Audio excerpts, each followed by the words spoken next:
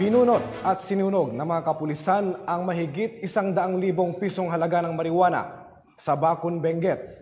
Patroluman Lizelle Digman sa balita.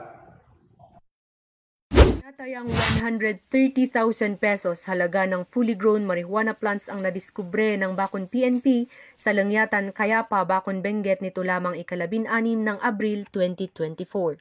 Naging matagumpay ang isinagawang marijuana eradication sa pangunguna ng Bacon Municipal Police Station kasama ang PIU, PDEU, Benguet PPO, RIU 14 at PDEA CAR. Nagresulta ang operasyon sa pagkadiskubre ng 2 plantasyon ng marijuana na kung saan ang unang site ay may tinatayang lawak na 80 square meters na may tanim na humigit kumulang 400 piraso ng fully grown marijuana plants na nagkakahalaga ng 80,000 pesos. Samantala ang pangalawang site naman ay may tinatayang lawak na 50 square meters na kung saan dito ay may tanim na humigit kumulang 250 piraso ng fully grown marijuana plants na nagkakahalaga ng 50,000 pesos standard drug price.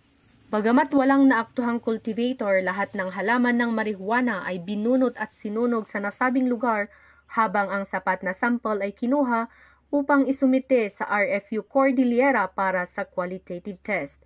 Ang pagkadiskubre ng nasabing marijuana ay isang patunay na ang kapulisan ay patuloy sa pagpuksa sa mga iligal na droga para sa mas mapayapang bagong Pilipinas.